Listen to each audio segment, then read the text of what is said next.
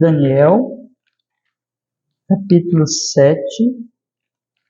Nós vamos ler, meus irmãos, nesta noite, do versículo 2 ao versículo de número 8. Tá? Daniel, capítulo 7, do verso 2 ao verso de número 8. Diz assim, meus irmãos, a palavra do Senhor. Daniel, capítulo 7, do verso 2 ao verso 8. Diz a Escritura: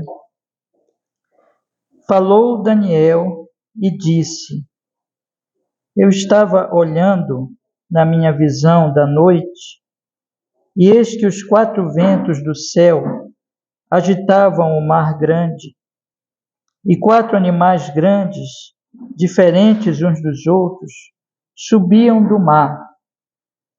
O primeiro era como leão e tinha asas de águia.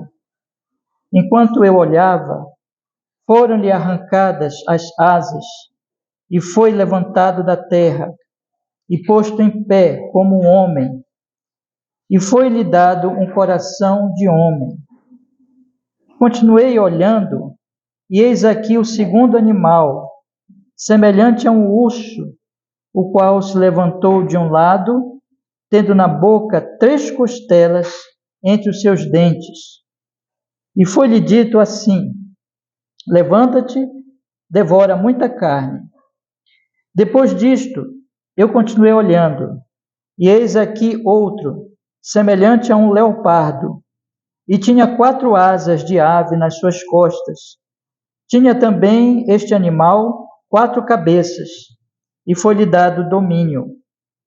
Depois disto, eu continuei olhando nas visões da noite, e eis aqui o 4º animal, terrível e espantoso e muito forte, o qual tinha dentes grandes de ferro. Ele devorava e fazia em pedaços, e pisava aos pés o que sobejava. Era diferente de todos os animais que apareceram antes dele, e tinha 10 chifres. Estando eu a considerar os chifres, eis que entre eles subiu outro chifre pequeno, diante do qual 3 dos primeiros chifres foram arrancados. E eis que neste chifre havia olhos como os de homem, e uma boca que falava grandes coisas. Amém. Vamos orar, meus irmãos. Ó Senhor Deus, nós estamos aqui iniciando, Senhor, a nossa caminhada nessa parte deste livro tão maravilhoso de Daniel, parte profética do livro, e nós começamos isso com temor e tremor, porque sem o Espírito Santo não podemos compreender essas coisas. E nós suplicamos, Senhor Deus, nos ensine nesta exposição e nos dê graça, com a sua permissão, para estudarmos todas as profecias e podermos entendê-las, Senhor, conforme o sentido que o Espírito Santo colocou no texto. E aplica a nossa alma, Senhor. Ensina a sua igreja, nos fortaleça e traga pecadores a Cristo através dessa série de estudos, Senhor, que estamos começando hoje. Isso nós fazemos, pedindo também perdão dos nossos pecados, descansando em Ti, em Jesus Cristo. Faça isso, Senhor, para o Seu louvor e para o nosso bem. Amém e amém. Pode sentar, meus irmãos, pode sentar. Meus irmãos, semana passada eu estive lendo com vocês o primeiro versículo, e o primeiro versículo desse capítulo 7, que é a parte profética do livro, que nos diz assim: No primeiro ano de Belsazar, rei da Babilônia, teve Daniel um sonho. Estou lendo o capítulo 7, verso 1. No primeiro ano de Belsazar, rei da Babilônia, teve Daniel um sonho e visões da sua cabeça quando estava na sua cama. Escreveu logo o sonho e relatou a suma das coisas. Então, esse versículo aí nos diz que Daniel, ele estava dormindo no primeiro ano de Belsazar, que foi aquele rei que profanou as coisas do templo, trazendo para a sua festa, e ali onde tinha bebida, sexo, todo tipo de coisa, e naquela mesma noite ele morreu debaixo do juízo de Deus. Mas no primeiro ano desse Belsazar, Daniel teve o sonho, e ele resolveu imediatamente, o texto diz, escreveu logo o sonho e relatou a suma das coisas. Nós vimos na semana passada que é o que é comum nas Escrituras. Os profetas do Senhor, eles recebiam revelações e eles escreviam. E esse escrito deles era a própria palavra de Deus, porque o Espírito Santo os orientava a escrever. Então, o que nós temos aqui é aquele sentimento, na verdade, também de Daniel, aquela percepção de que ali ele estava recebendo não era um sonho normal, mas era uma revelação de Deus, e ele precisava escrever para a posteridade, para nós hoje aqui. E é toda essa parte profética, irmãos, aqui do capítulo 7, na verdade está falando para nós daquilo que Deus está fazendo no mundo.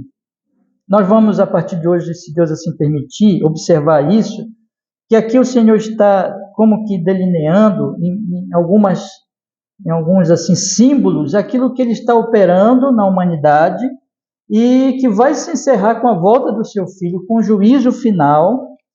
Mas enquanto Jesus não volta, Deus está controlando a história e Deus está controlando todos os reinos do mundo. Eu tenho dito para vocês que nós temos que olhar para esta revelação divina não como quem assiste um filme, porque às vezes as pessoas elas olham para as profecias assim como com curiosidade, como se fosse um entretenimento para elas. Como é que vai ser na volta de Jesus? O que vai acontecer? Elas como quem assiste um filme só para se entreter, só para matar a curiosidade. Mas, meus irmãos, aqui Deus está falando do seu propósito, do seu plano para a humanidade, que tem a ver com o destino eterno de cada ser humano. E se eu e você, nós somos parte da humanidade, nós não podemos ler essas coisas como entretenimento, como curiosidade, mas aplicando na nossa vida. Toda profecia, ela deve ser compreendida assim. Tudo que Deus diz assim, olha, eu vou fazer isso, deve ser compreendido como que aplicando a nossa alma, porque é para os homens e mulheres de todos os tempos que Deus revela essas coisas. Então nós temos aqui, irmãos, se eu puder colocar assim, é como uma visão geral de toda a história. Esse capítulo, ele fala dos reinos, ele fala da vinda de Cristo, fala do juízo final, fala do estabelecimento do reino eterno de Cristo, em breve, fala daquilo que Deus está fazendo, salvando um povo do meio dessa humanidade, fala que esse povo vai ser perseguido pelos reis deste mundo, mas que esse povo finalmente vencerá. Fala, portanto, para nós, e a grande pergunta é, sempre, isso tem sido uma coisa comum no livro de Daniel, a que reino pertencemos? O Daniel, ele viveu ali na Babilônia, e ele viveu na Babilônia como um estrangeiro, como exilado, ele não era da Babilônia. Isso aponta para nós que todos os cristãos devem viver assim neste mundo. Eu estou no mundo, eu estou no Brasil, eu estou vivendo aqui nessa cidade, mas no final das contas essa não é a minha cidade. Eu pertenço a um outro reino. Jesus diz que nós devemos buscar o reino de Deus e a sua justiça, e em primeiro lugar, e as outras coisas serão acrescentadas. Ou seja, como Daniel, nós devemos viver orando, meditando, e com a nossa janela, vocês lembram, eu gosto sempre de lembrar isso, porque é muito significativo, com a nossa janela aberta para Jerusalém, porque Daniel, ele estava na Babilônia, mas ele orava 3 vezes por dia, e com a janela dele aberta para Jerusalém, mostrando o seguinte, o coração dele estava em Jerusalém, que ele estava voltado para o templo de Deus, onde ali simbolizava a presença de Deus. Então, meus irmãos, essas profecias, é Deus falando para nós, olha, eu estou fazendo essas coisas. E como é que tu estás em relação a isso? Como é que está a tua fé em relação ao que eu estou fazendo na humanidade? A que reino você pertence? Então, essa é a grande pergunta de todo o livro de Daniel. E agora nós vamos, meus irmãos, então, começar a entrar propriamente na profecia, porque, como eu disse para vocês, no primeiro versículo, ele fala, o editor do livro, que talvez seja o próprio Daniel, ele está colocando aqui o que aconteceu, a ocasião e qual foi a ação de Daniel quando ele recebeu a profecia, mas a partir do versículo 2 é o escrito mesmo de Daniel. Então, é a profecia anunciada para nós, né? E o texto fala aqui, nesses versículos que eu dei para vocês, que eu li com vocês hoje, do versículo 2 ao versículo 8, do conteúdo do sonho. Daniel, ele viu animais terríveis, né? Eram verdadeiras aberrações, eram bestas, aberrações, não eram animais normais. E ele viu estes animais saindo de um mar tempestuoso, revolto, onde os ventos ali, os quatro ventos batiam e sacudiam as águas, e aqueles animais saíam, e aqueles animais, como eu disse, eram muito estranhos. 3 deles já eram estranhos, mas o último, então, é tão estranho que ele nem compara com nenhum animal, né? E era o pior de todos. E toda aquela visão era uma visão, assim, bastante, podemos até dizer, medonha, porque tudo era muito esquisito, muito estranho. Mas o que Deus está mostrando aqui, na verdade, é o que está acontecendo no mundo, irmãos. Há algo de muito estranho nesse mundo. Há algo de muito feio nesse mundo. Há algo de uma espécie assim de mar tempestuoso neste mundo. Esse mundo é um mar tempestuoso, é um mar revolto. E existem esses monstros, né? Aqui são símbolos, na verdade, que a Bíblia quer dizer. Existe algo terrível na humanidade que está acontecendo na humanidade. Existe algo que eu creio que todos nós aqui somos conscientes disso. Quando nós olhamos para o mundo, nós percebemos que esse mundo é mau, esse mundo é feio, esse mundo tem muita coisa ruim, esse mundo é realmente um mundo terrível. E é isso que o texto ele quer exatamente mostrar para nós através dessas figuras, que está acontecendo algo ruim no mundo. Porém, o texto também vai mostrar desde agora, conforme eu pretendo mostrar para vocês, meus irmãos, que não é sem esperança que o texto fala para nós sobre isso. Irmãos, nós somos anunciadores, proclamadores do Evangelho. E o Evangelho, vocês sabem o que significa a palavra Evangelho, né? Todo mundo sabe, todo crente antigo sabe o que significa boa notícia. Boa notícia. O Evangelho é boa notícia. Mas o Evangelho, ele é boa notícia no meio desse mar revolto. O Evangelho, ele quer mostrar, irmãos, que apesar dessa humanidade ser revoltada, ser um mar revolto, mas Deus não abandonou a humanidade. Existe aqui no meio de toda esta, digamos assim, essa estranheza, essa loucura, essa coisa estranha que são esses animais, existe um controle de uma força muito poderosa externa a esses animais. E que, na verdade, eles não estão ali independentes. Então, nós vamos observar no texto que o texto ele quer realmente nos chocar, a profecia quer nos chocar, quer chamar a atenção para nós de algo muito ruim, mas quer também nos trazer esperança. Nós precisamos ser chocados com a realidade, com a verdade, porque uma das coisas que o pecado faz para nós é exatamente nos cegar e fazer com que nós comecemos a achar o feio bonito, o estranho normal, né? E nós não percebamos, meus irmãos, que esse mundo está cheio de perversidade, de maldade, e que não somente o mundo está cheio de maldade e perversidade, mas nós mesmos, nós somos afetados como seres humanos, desde a queda, desde que Adão caiu. Então a palavra quer nos chocar, no sentido de que quer nos despertar, quer abrir os nossos olhos para o que está acontecendo, mas quer também nos mostrar a boa notícia, que Deus não abandonou a humanidade e que Deus está operando entre nós. Hoje eu vou fazer então para vocês, na verdade, uma introdução ainda da profecia em si, porque nós vamos ver a primeira parte da profecia, que são os animais, e depois Daniel ele vai perguntando, ele vai meditando, ele vai refletindo, ele mesmo fica confuso quando ele vê isso. Daniel mesmo não entendeu logo, mas Deus foi revelando a ele. É um texto difícil, meus irmãos, e eu já tenho pedido para vocês algumas semanas, eu tenho pedido para vocês orarem por mim e por vocês, porque é um texto difícil. Então, que o Espírito Santo nos conduza para nós podermos entender e podermos aplicar na nossa vida de forma correta, né? Mas vamos começar. Vamos olhar aqui, então, para esses versículos que eu li com vocês, do versículo 2 ao versículo 8. Eu quero começar a falar para vocês sobre o significado destes animais. Eu quero ler com vocês agora, e eu gostaria de que vocês, na leitura, vocês percebessem os animais e pensassem nas características que mostram certos poderes desses animais. Tá? Vamos ler aí. Olha, versículo 2, diz assim: Eu estava olhando na minha visão da noite, e eis que 4 ventos do céu agitavam o mar grande.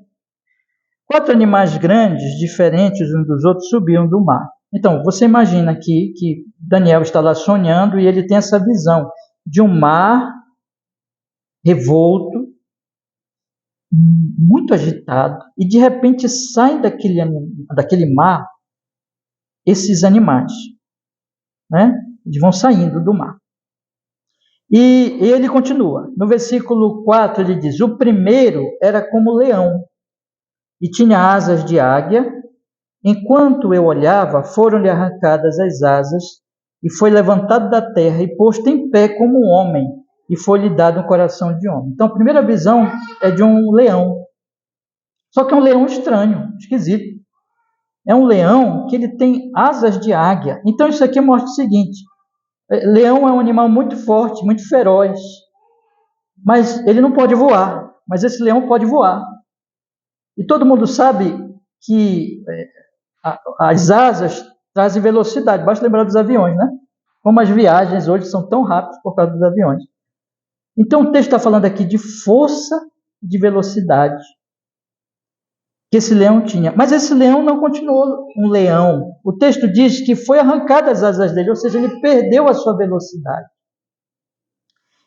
Mas ele ganhou uma coisa. O texto diz que ele ficou de pé, como homem, como nós. Você sabe que os animais não ficam assim, né? Como nós. Mas esse ficou de pé e ele recebeu um coração de homem. Então, esse foi o primeiro animal que ele viu. Vamos para o segundo animal, versículo 5. Versículo 5 diz assim: continuei olhando, e eis aqui o segundo animal, semelhante a um urso, o qual se levantou de um lado, tendo na boca 3 costelas entre seus dentes. Então, aqui nós observamos um segundo animal também muito poderoso, muito feroz.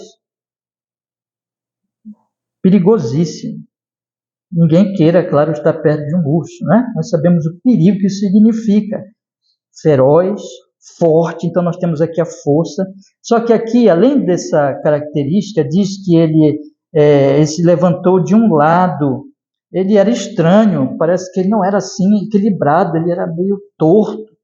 Talvez seja isso que o texto esteja dizendo. E diz que ele tinha na boca 3 costelas, ou seja, ele tinha acabado de matar alguém. E ele estava ainda na sua boca as costelas dessa pessoa, ou desse ser. E o texto diz que foi dito a ele: levanta e devora muita carne, ou seja, sobre o leão fala-se da força, da velocidade, mas sobre esse urso se diz que veio uma ordem para ele: mata, ataca. Será que o leão era Jesus e o urso a morte? Daqui a pouquinho você vai entender. Tá bom? Mas aqui, deixa eu só lhe explicar. Aqui o texto, ele vai falar de Jesus, irmã. Mas aqui, só para a senhora já entender os demais irmãos, aqui está falando dos reinos humanos. Entendeu? Então aqui em nenhum momento é Jesus ainda, mas Jesus vai aparecer. Só que é mais adiante lá no texto. Vai aparecer como filho do homem, tá?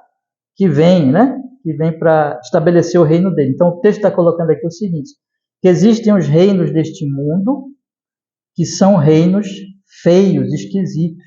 Você está entendendo? E Jesus não é... Esse leão não é bonito, né? Só concorda comigo? Esse é um leão que tem asa, é um leão esquisito, né? Mas vamos lá. A gente vai entendendo aí. Então, esse urso, meus irmãos, ele é um urso, então, que vem para matar. Ok. Versículo 6 fala do terceiro animal. Depois disto, eu continuei olhando, e eis aqui outro semelhante a um leopardo, e tinha 4 asas de aves nas suas costas, e tinha também este animal 4 cabeças, e foi-lhe dado o domínio. Então, este terceiro animal é um leopardo, um animal já ágil, forte também, feroz também, e também com asas, ou seja, além de ele ter uma agilidade natural, mas ainda tem as asas que faz ele mais ágil e veloz, e a ele foi dado o domínio. É também um animal esquisito. E finalmente, irmãos, o quarto animal. Esse quarto animal, ele é tão esquisito, tão estranho, que Daniel não comparou ele com nada. Não era comparável com nenhum animal que nós conhecemos. Veja o que ele diz no versículo 7. Depois disto, eu continuei olhando nas visões da noite, e eis aqui o quarto animal, terrível e espantoso, e muito forte, o qual tinha dentes grandes de ferro. Estranho, né? Um animal que ele destaca terrível, espantoso, era de dar medo, era muito forte, e tinha os dentes de ferro. E pisava aos pés, pulei aqui, ele devorava e fazia em pedaços. Você percebe que esse animal é pior do que os outros. Tinha o leão, com asas, feroz, depois se transformou num homem. Tinha o urso, que possuía ali entre os dentes 3 costelas. Tinha o leopardo, que dominava. Todos são ferozes e perigosíssimos e muito estranhos, mas esse é pior. Esse é dito, irmãos, que ele era terrível, espantoso, muito forte, e que ele esmigalhava, estraçalhava, devorava, fazia em pedaços, e aquilo que caía pelo chão sobrava, ele pisoteava, ele destruía e não deixava sobrar nada. E o Daniel mesmo diz aqui, observem, ele era diferente de todos os animais que apareceram antes dele. Ele era estranho, o mais estranho de todos. Os outros eram estranhos, mas esse era tão estranho, era diferente ainda dos outros, de tão estranho que era. E, eu repito, Daniel, ele não comparou este animal com nenhum existente, nenhum que nós conhecemos. E aí ele era tão esquisito que veja o que diz no versículo, irmãos, que ele tinha 10 chifres. Esse animal tinha 10 chifres. Mas a coisa vai ficar mais estranha ainda no versículo 8. Observem. Estando eu a considerar os chifres, eis que entre eles subiu um outro chifre pequeno. Então já tinha lá os 10 chifres e começa a subir um outro chifre pequenininho, diante do qual 3 chifres primeiros foram arrancados. Então ele tomou o lugar dos 10 chifres, ele tomou o lugar de 3 deles. E esses 3 outros chifres, então, dos 10 primeiros, foram arrancados. E ele tomou o lugar deles. Ou seja, se sobressaiu. Foram arrancados. E eis que neste chifre, olha que coisa mais estranha, havia olhos como os dos homens. Então, nasceu um chifre pequenininho, foi arrancado os outros 3.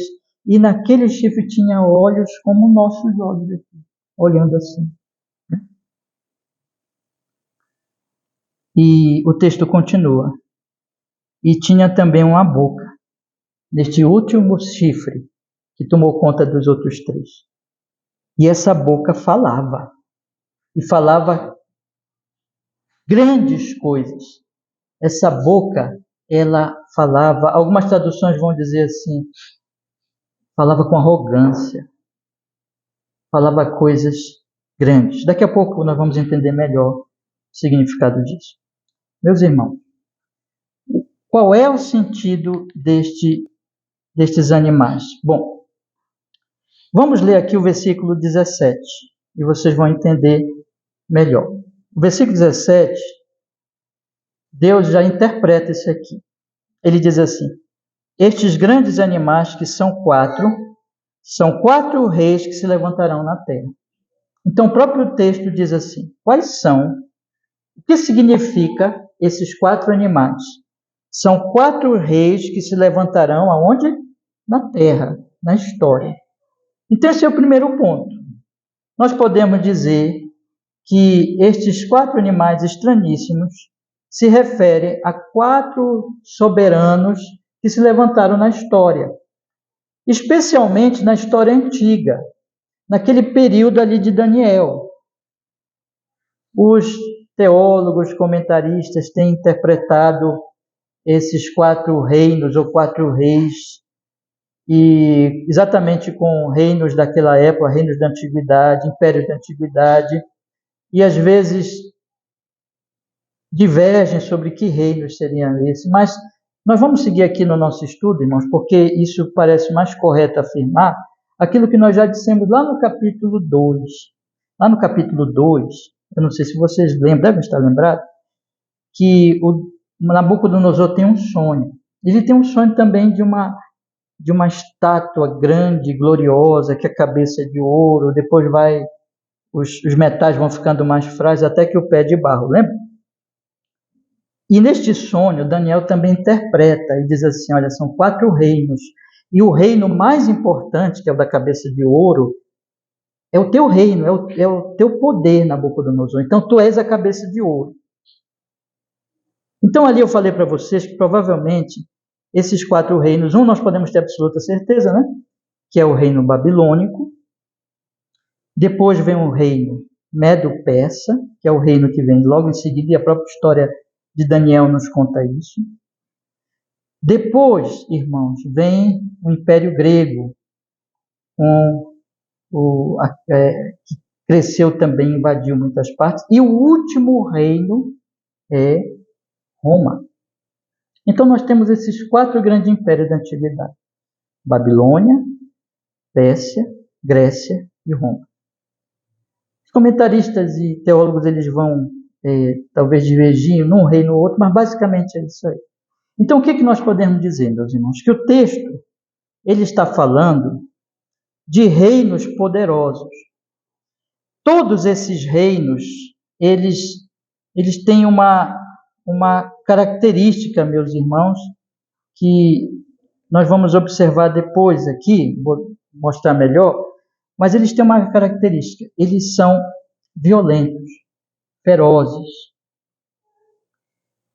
E todos esses reinos foram ferozes. Mas o último reino, do Império Romano, ele veio por ocasião ali, quando ele já existia na verdade, nasceu o Rei dos Reis, o Senhor dos Senhores. E este foi o reino, nós podemos dizer, que perseguiu diretamente a Igreja de Jesus Cristo, que agiu com violência, que matou o próprio Jesus e que agiu com grande, extrema violência contra os primeiros discípulos de Cristo. Nós sabemos que isso a história nos diz. Então, parece-nos correto afirmar o seguinte, o texto está querendo dizer o quê? Que todos esses reinos são violentos, mas que o Império Romano seria mais violento nesse sentido, seria o mais terrível deles, porque ele teria grande poder e perseguiria e destruiria muitos discípulos de Jesus, mataria muita gente. Porém, meus irmãos, eu quero aqui colocar outra coisa para vocês. Apesar de que nós devemos interpretar assim, é coerente com o texto, é coerente com o que fala aqui no versículo 17, as profecias, elas têm uma espécie assim de 2 tempos, se eu puder falar assim. As profecias, elas se referem primeiro para o tempo do próprio profeta, ou próximo ali a ele, mas as profecias também se referem para tempos posteriores, para situações que vêm depois. E aqui eu quero provar isso na Escritura, olhando com vocês agora, um outro texto. Eu nem sei se eu vou conseguir acabar hoje a exposição, que eu quero falar hoje. Eu quero ir bastante calma para os irmãos irem entendendo. Se eu não conseguir, domingo que vem a gente continua aqui ainda nesse trecho, tá? Mas eu quero ler com vocês Apocalipse capítulo 13, do verso 1 ao 10. Observe a semelhança deste texto com essa profecia de Daniel. Apocalipse capítulo 13, do verso 1 ao verso 10. Eu vou só ler com vocês agora. Eu quero que vocês observem a semelhança dos 2 textos. Tá bom? Vamos lá. Diz assim, Apocalipse capítulo 13, do verso 1 ao verso 10. E eu pus-me sobre a areia do mar, e vi subir do mar uma besta que tinha 7 cabeças e 10 chifres, e sobre os seus chifres 10 diademas, e sobre as suas cabeças o nome de blasfêmia. E a besta que vi era semelhante ao leopardo, e os seus pés como os de urso, e a sua boca como da boca do leão. E o dragão deu-lhe o seu poder e o seu trono, e grande poderio. E vi uma das suas cabeças como ferida de morte, e a sua chaga mortal foi curada. E toda a terra se maravilhou após a besta, e adoraram o dragão que deu à besta o seu poder, e adoraram a besta, dizendo: quem é semelhante à besta? Quem poderá batalhar contra ela? E foi-lhe dado uma boca para proferir grandes coisas e blasfêmias, e deu-se-lhe poder para agir por 42 meses. E abriu a sua boca em blasfêmias contra Deus, para blasfemar do seu nome e do seu tabernáculo e dos que habitam no céu, e foi-lhe permitido fazer guerra aos santos e vencê-los, e deu-se-lhe poder sobre toda tribo, língua e nação. E adoraram-na todos os que habitam sobre a terra, esses cujos nomes não estão escritos no livro da vida do Cordeiro, que foi morto desde a fundação do mundo. Se alguém tem ouvidos, ouça. Se alguém leva em cativeiro irá. Se alguém matar a espada, será necessário que a espada seja morto. Aqui está a paciência e a fé dos santos. Então vamos pensar aqui, pense comigo. Aqui é João, e João também vê o mar, e de um mar sai uma besta. Essa besta, versículo 2, ela é semelhante ao leopardo, os seus pés como o do urso, e a sua boca como o do leão. E o dragão lhe deu poder. Então o texto fala do mar, mas ele não fala de 4 animais saindo, ele fala de um animal saindo, de uma besta saindo. E ele mostra que essa besta tem as características daquelas 3 bestas, e, na verdade, das 4 bestas que saem, que Daniel viu. Em parte, ela se parece com o leão, com o leopardo, que aqui diz o texto, era semelhante ao leopardo, porém os pés eram como o do urso e a boca como a boca do leão. E diz o texto também, então veja que combina os 4 animais lá de Daniel 7. E diz o texto também que o dragão lhe deu o seu poder e o seu trono. Diz o texto no versículo 3 que eu vi uma de suas cabeças como ferida de morte, a sua chaga mortal curada. Versículo 4 diz que adoraram o dragão que deu a besta e adoraram a própria besta. E diziam: quem é semelhante à besta? Ficavam ali entusiasmados com a besta. Quem poderá batalhar contra ela? A humanidade adorou e se prostrou diante da besta. Diz o versículo 5 que foi-lhe dado uma boca para proferir grandes coisas. Lembra do chifre que crescia e que tinha olhos e que tinha uma boca que falava grandes coisas? Lembra disso? Vocês percebem a combinação do texto lá? Então aqui estão os 4 animais. Os 4 animais numa única besta. E ele dizia o quê? Quais são essas grandes coisas que o animal estranhíssimo que Daniel viu e essa besta que fala? A gente deve comparar isso aqui, porque a Escritura complementa a Escritura. Então, que grandes coisas são essas? São blasfêmias. Deu-lhe poder para agir por 42 meses. Diz o texto que foi-lhe permitido fazer guerra aos santos. Quando nós lemos lá o capítulo 7, nós vamos ver que os reinos vão perseguir os santos, especialmente o último reino. Vai perseguir os santos. Vencê-los. Diz o texto, então, irmãos, que no versículo 6, que ele abriu a sua boca em blasfêmia contra Deus, para blasfemar do seu nome e do seu tabernáculo e dos que habitam no céu. São essas grandes coisas que eles falavam, que aquele chifre falava e que essa besta falava, ou seja, contra Deus, contra o culto, o tabernáculo, contra o povo de Deus, arrogantemente. Normalmente, se coloca que aqui, irmãos, a Escritura está revelando o anticristo, que vai ser aquele último personagem da história que vai se levantar e que terá um grande poder de governo. Vai ser um grande governante, um homem poderoso, e que todo mundo vai se prostrar diante dele, menos os que estão escritos no livro da vida. Todos vão adorá-lo. ele conquistará. Todos vão dizer, que homem é esse? Então, meus irmãos, quando nós voltamos para Daniel capítulo 7, vamos voltar para lá? Em seguida, você observa no versículo 9, que é o versículo que continua, ele vai ter uma outra visão agora. Do versículo 2 ao versículo 8, Daniel tem a visão dos animais. Do versículo 9 em diante, Daniel tem uma outra visão. Vamos olhar aqui, que é essa visão que nós vamos estudar na próxima exposição. O versículo 9 diz assim: Eu continuei olhando até que foram postos uns tronos, e um ancião de dia se assentou, e sua veste era branca como a neve, e o cabelo da sua cabeça como a pura lã, e o seu trono era de chamas de fogo, e as suas rodas de fogo ardente. Um rio de fogo manava e saía de diante dele, milhares de milhares o serviam, e milhões de milhões assistiam diante dele. Assentou-se o juízo, e abriram-se os livros. O texto está falando aqui de um juízo vindouro. Então eu estive olhando por causa da voz das grandes palavras que o chifre proferia. Então ele ficou olhando, o chifre estava lá, falando blasfêmias e coisas contra Deus. Tudo isso Daniel estava vendo no seu sonho. Estive olhando até que o animal foi morto. Aquele animal, aquele pior animal, foi morto por ocasião deste juízo vindouro.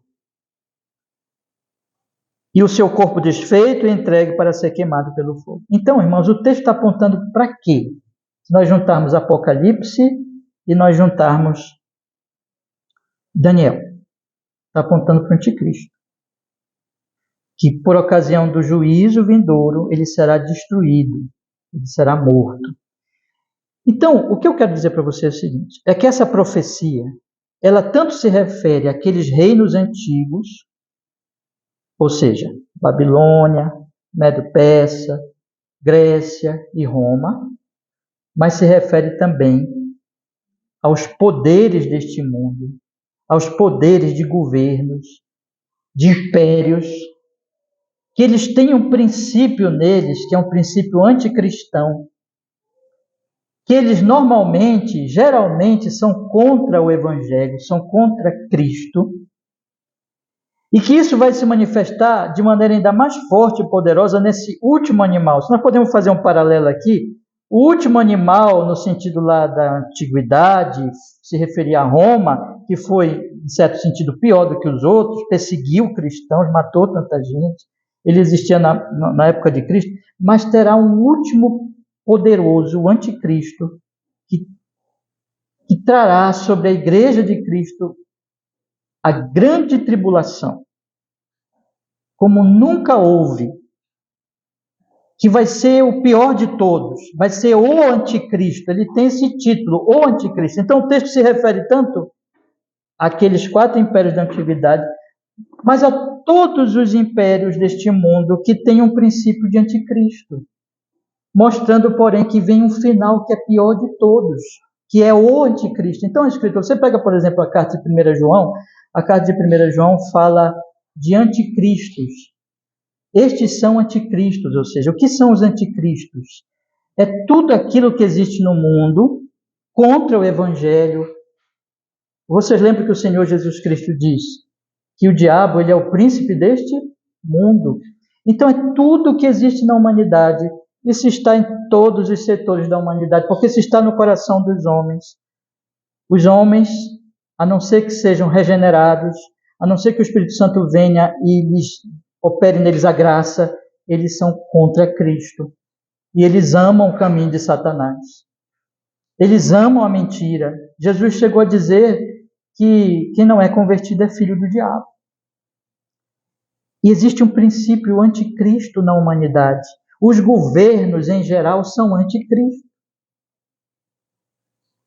Apesar de que os governos e as autoridades, conforme Romanos capítulo 13, eles são instituídos pelo próprio Deus, porém, não existe governo cristão, irmãos. Não se iluda com isso. Isso não existe. Não existem governos através dos quais, isso não existe em nenhum lugar na Bíblia, a igreja se estabelecerá. A igreja não se estabelece pelo poder de governos. Jesus, quando estava diante de Pilatos, ele falou assim: o meu reino é o reino da verdade, ele não é deste mundo. Se o meu reino fosse deste mundo, Pilatos, Jesus está falando com uma autoridade pública. Jesus diz assim: se o meu reino fosse deste mundo, aí fora estariam os meus soldados, estariam os meus guerreiros, para que eu não caísse na mão dos judeus, nem na mão de vocês romanos. Mas o meu reino não é deste mundo. O meu reino é o reino da verdade, do evangelho. Como é que o meu reino cresce? O meu reino não cresce com poder militar, com poder de política, com poder de governo. O meu reino cresce com o poder da pregação do evangelho. Porque o reino de Deus habita no coração. Quando você crê no Senhor Jesus, quando você se arrepende dos seus pecados, quando você confia em Jesus Cristo, o reino de Deus está em você. E quando esse reino se manifestar visivelmente, quando é que esse reino vai se manifestar visivelmente? No dia do juízo, quando Jesus voltar a julgar a humanidade, separar, como diz nas outras profecias do próprio Jesus, os bodes das ovelhas, ele reuniu o seu povo para reinar com ele e condenar todos os incrédulos que não creram no Evangelho. Quando esse reino se manifestar, aqueles que têm o reino de Cristo no coração vão reinar com ele para sempre. Inclusive, Daniel fala disso. Veja o que diz aqui no versículo 25, meus irmãos. Observem o versículo 25 daqui do capítulo 7. O versículo 25 diz assim: e proferirá palavras contra o Altíssimo. Está falando de novo daquele chifre falante, né? Proferirá palavras contra o Altíssimo, destruirá os santos do Altíssimo, cuidará de mudar os tempos, a lei, e eles serão entregues na sua mão, ou seja, os santos, por um tempo, e tempos, e metade de um tempo. Mas o juízo será estabelecido, e eles tirarão o seu domínio para o destruir e para o desfazer até o fim. E o reino, e o domínio e a majestade dos reinos debaixo de todo o céu serão dados ao povo dos santos do Altíssimo. O seu reino será um reino eterno, e todos os domínios o servirão e obedecerão. Ele está dizendo: virá o tempo em que o reino de Deus, que está apenas no nosso coração, se você é um crente em Cristo Jesus, Jesus é o seu rei. Mas esse reino está ainda como que oculto, não é verdade? Porque, irmãos, é um reino que ele é propagado pela pregação do Evangelho, mas ele não é visível. Mas um dia Jesus vai voltar e Jerusalém vai descer do céu e ele vai estabelecer o seu reino visivelmente. Enquanto isso não acontece, o reino de Deus está crescendo, mas não é pela força dos reinos, não é pela força desses animais ferozes, é pela força, poder do Espírito Santo na pregação do Evangelho. Então, meus irmãos, o que é que eu estou querendo dizer para vocês nessa noite? É que Deus está nos mostrando aqui que essa profecia se relaciona ao tempo de Daniel, ou à história antiga. Daniel viveu na antiguidade, mas também se refere à Idade Média, se refere à Idade Moderna, se refere à Idade Contemporânea, se refere a esse nosso tempo, chamado por muitos de pós-cristão, pós-modernista. Esse tempo, meus irmãos, que nós estamos vivendo, se refere a todos os governos que, de maneira geral, são contra o Evangelho. Eu falei aqui para vocês de manhã, lembra? Vocês que estavam aqui de manhã sabem que eu li com vocês 1 Timóteo, capítulo 2, versículo 1, em que o apóstolo Paulo diz assim: antes de tudo, que se façam súplicas, orações, intercessões, ações de graça por todos os homens. Aí no versículo 2 ele diz assim: pelos reis, pelos que têm iminência, poder, autoridade, para que vivamos uma vida tranquila. Então ele diz ali no capítulo 2 de 1 Timóteo que nós devemos orar pelos governos, pelas autoridades. No capítulo 13 de Romanos, ele diz que nós temos que nos submeter às autoridades, porque elas foram constituídas por quem? Por Deus, para o nosso bem. Porque imagine um mundo sem autoridade. Então a Bíblia não é contra a autoridade. A Bíblia não diz para nós sermos revolucionários, para nós sermos desobedientes, rebeldes, nada disso. Nós temos que orar pelas autoridades, nós temos que obedecer às autoridades, nós temos que nos submeter e sermos os melhores cidadãos do país. Todavia, a Bíblia diz assim: não espere que a autoridade pública apoie o cristianismo, porque não apoiará. E se disser que apoia, é mentira.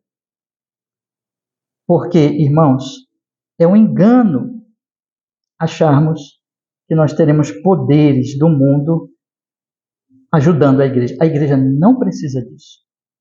A igreja, o poder dela é do Espírito Santo. E eu quero lhes dizer então aqui nesta noite, irmãos, que o texto está falando que haverá, tanto naquela época existiu isso, como haverá sempre poderes, governos que se levantarão contra o cristianismo, que se oporão ao cristianismo. E às vezes de maneira mais pesada, às vezes de maneira mais leve, vão trazer perseguição ao cristianismo.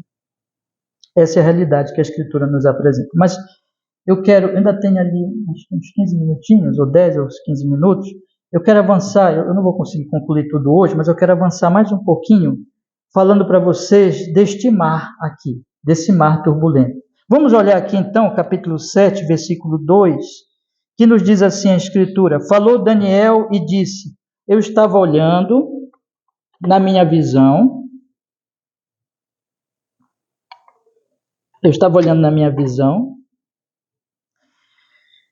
da noite, e eis que os 4 ventos do céu agitavam o mar grande.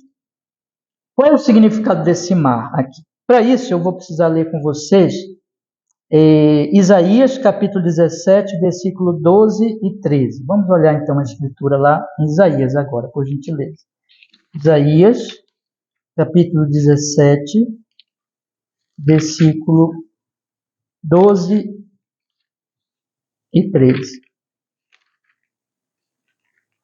Isaías, capítulo 17, versículo 12 e 13. Olha só o que o texto diz. Ai do bramido, Isaías 17, 12 e 13. Ai do bramido dos grandes povos que bramam como bramam os mares, e do rugido das nações que rugem como rugem as impetuosas águas. Rugirão as nações como rugem as muitas águas, mas Deus as repreenderá, e elas fugirão para longe, e serão afugentadas como a pragana dos montes diante do vento, como o que rola levado pelo tufão. Eu quero ler com vocês também, irmãos, nós lemos o 17, 12 e 13, né? No capítulo 57, versículo 20 agora, do mesmo Isaías, tá? 57, versículo 20. O texto nos diz assim, 57, versículo 20. Olha só, Isaías 57, 20. Mas os ímpios são como o mar bravo, porque não se pode aquietar, e as suas águas lançam de si lama e lodo. Então, o que é isso, irmãos? A Bíblia está falando, se você olhar para esse texto, a Bíblia diz assim, como os ímpios, a natureza deles é como um mar bravo. Eles não têm paz. O versículo 21 diz que não há paz para os ímpios. Eles vivem em guerra. Não há paz no coração. Não há paz com Deus. Não há paz uns com os outros. Eles vivem como um mar revolto dentro de si.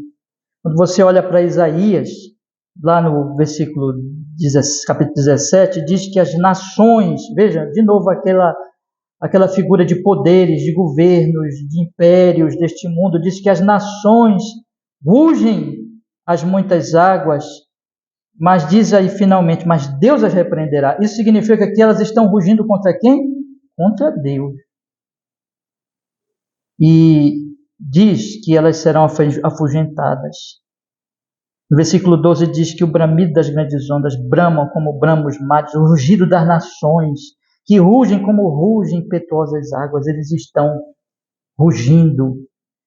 E essa figura do mar significa o seguinte, eles estão fazendo barulho, eles estão se opondo a Deus, eles não têm paz com Deus, eles estão rebelados. E eles estão também ali, são 4 ventos na visão de Daniel, né? E são 4 reinos. Você percebe esse paralelo? 4 ventos, 4 reinos. Ou seja, e se você for olhar Babilônia, Pérsia, Grécia, Roma, e todos esses impérios, eles não se amam. Eles se odeiam, eles se matam, eles se destroem, eles engolem uns aos outros. A figura do texto, né?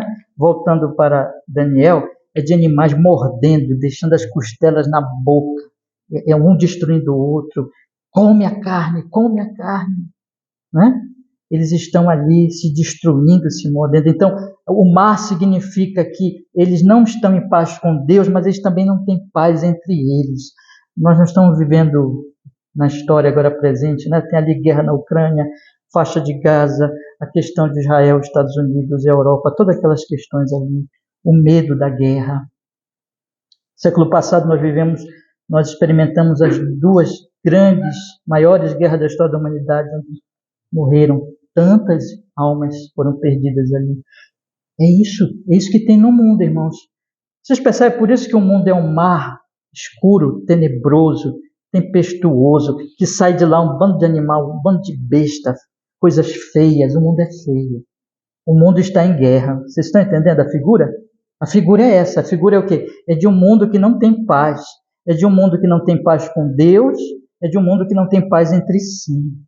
É de um mundo feio, tenebroso, onde sai de lá um leão com asa, sai de lá um urso torto e que tem dentes costelas na boca e que sai matando, destruindo.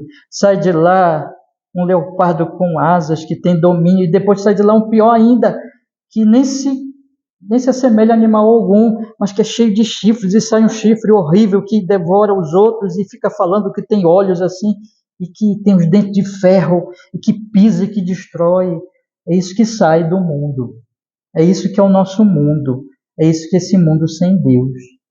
É por isso que a Bíblia diz, você não pode amar essas coisas, você não pode amar esse mundo. É por isso que o Evangelho diz assim, nós não somos deste mundo, nós somos do reino de Cristo. O reino de Cristo é belo, é santo, não é violento, não é maldoso, não é destruidor, mas é cheio de graça, de misericórdia, de paz, de amor de Jesus Cristo, o Rei da paz. O Rei, nosso Rei é belíssimo, é santo, é justo e bom. A pergunta que eu lhes faço, o que você ama? Você ama essas coisas daqui do mundo, então você está amando o feio, o horrível, o destrutivo, que está destruindo a sua própria vida e a sua própria alma. Mas Jesus é o Salvador, meus irmãos. Pense nisso hoje à noite. Vou concluir aqui com outro texto e a gente vai continuar semana que vem, tá bom? Ainda nesse mesmo trecho aqui, nesse mesmo versículo, eu queria concluir com Salmo número 2, porque tem a ver com esse mar também. Abra sua Bíblia no Salmo 2. Veja o que a Escritura Sagrada ela diz para nós. Salmo 2.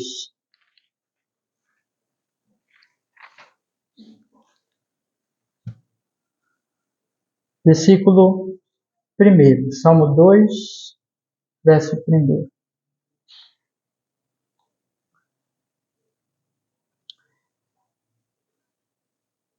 Por que se amontinam os gentios? E os povos imaginam coisas vãs. Os reis da terra se levantam e os governos consultam juntamente contra o Senhor e contra o seu ungido, dizendo: rompamos as suas ataduras, sacudamos de nós as suas cordas. Aquele que habita nos céus se rirá. O Senhor zombará deles. Então lhes falará na sua ira e no seu furor os turbará. Eu, porém, ungi o meu rei sobre o meu santo monte de Sião. Proclamarei o decreto. O Senhor me disse: tu és o meu filho, eu hoje te gerei. Pede-me, e eu te darei os gentios por herança, e os fins da terra por tua possessão. Tu os esmigalharás com uma vara de ferro. Tu os despedaçarás como a um vaso de oleiro. Agora, pois, ó reis, sede prudentes, deixai-vos instruir, juízes da terra, servi ao Senhor com temor e alegrai-vos com tremor. Beijai o filho, para que se não ire e pereçais no caminho, quando em breve se acender a sua ira. Bem-aventurados todos aqueles que nele confiam. É isso. Meus queridos irmãos, Salmo 2 está sintetizando tudo isso que eu lhes falei hoje à noite, dizendo assim: olhem para o mundo, olhem para os reinos, olhem para os governos, olhem para os poderes da humanidade. Veja esse mar revolto, veja esse conclave, vejam que eles estão fazendo uma conferência, vejam que eles estão dizendo: vamos romper os laços com o Senhor, vamos nos libertar de Deus, vamos nos revoltar contra Ele e vencê-lo e reinar no lugar dele. Então, o Senhor diz aqui: Ele rirá e zombará deles, e em breve trará o juízo sobre eles. Mas o Senhor é tão misericordioso, é tão gracioso, que diz: aqui está o Rei verdadeiro. O Rei verdadeiro não é Nabucodonosor. O Rei verdadeiro não é Dario, não é Ciro, não é Alexandre, não é Nero, não é um governante atual, não é o presidente dos Estados Unidos ou do Brasil. O Rei verdadeiro é Jesus Cristo. E o texto está dizendo: ó reis, está dizendo para nós nessa noite, seja prudente, te deixe instruir pelo Evangelho de Jesus. Quando Jesus disse para Pilatos: o meu reino é o reino da verdade, quem é da verdade, o que ele disse? Ouve a minha voz. Ouça a voz de Jesus, meu querido, que está aqui nessa noite. Que nenhum de nós esteja do lado desse mar turbulento, ou amando o mar turbulento. Olhe a feiura disso. Olhe essas bestas horríveis, olhe esses animais horríveis. Olhe como o mundo é feio e cruel, violento, cheio de egoísmo, cheio de arrogância, cheio de ódio, cheio de brigas, cheio de confusão, cheio de guerras e maldade e perversidade. Você vai amar uma coisa dessa tão horrível? Você vai se entregar a isso, que é tudo oposto a Deus, não há paz? Eu estou lhes pregando hoje à noite o príncipe da paz, o Rei Jesus, e estou lhes dizendo, todos aqui, quem não fez isso, arrependa-se dos seus pecados e creia em Jesus para a sua salvação. E que todos aqui que são crentes possam estar olhando para Jesus e fazendo aquilo que ele disse para nós. O que ele disse? Buscar em primeiro lugar o reino de Deus e a sua justiça. Irmãos, nós não somos deste mundo. Irmãos, nós não pertencemos mais a essas bestas horríveis. Nós pertencemos a esse Jesus, a esse belo, maravilhoso, santo, justo, Rei dos Reis, Senhor dos Senhores. E nós estamos aqui para expressar as virtudes do Espírito Santo, as virtudes do seu reino. Mostrar para o mundo que existe o reino dos céus, e que esse reino habita em nós.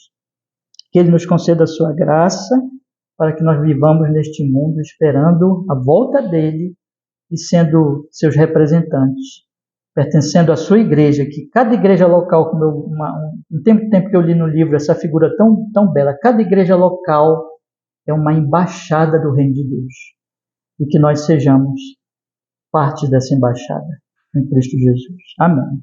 Vamos orar, meus irmãos. Semana que vem, se Deus quiser, eu vou continuar nesse mesmo trecho, para nós continuarmos, meditarmos em coisas que eu não pude falar ainda hoje à noite. Vamos orar. Senhor, nós temos estudado estes versículos tão preciosos. Ó Senhor, tudo aquilo que foi dito, que seja conforme a revelação pelo Espírito Santo. Põe agora nos nossos corações, Senhor. Mostra a cada um de nós a sua graça, o seu amor, a sua beleza, a sua justiça, a sua santidade, o seu Filho Jesus. E nos faz perceber a feiura esse mar revolto, negro, tempestuoso, cheio de bestas saindo, que é este mundo sem Jesus. E que a nossa fé esteja nele, que nós tenhamos todos arrependimento verdadeiro e fé no Salvador. E cresçamos, Senhor. Beijemos as suas mãos, nos humilhemos diante dele e cresçamos na fé do Santo Evangelho e nos tornemos cada vez mais representantes da nossa querida igreja e cada um de nós individualmente se torne mais e mais representante do reino de Deus em Cristo Jesus.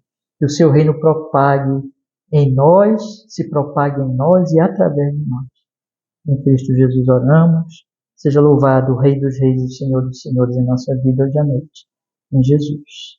Amém e amém. Deus nos abençoe, meus queridos irmãos. Eu lhes convido agora a você ler comigo trechozinho da nossa confissão de fé. Pegue aí no seu programa de culto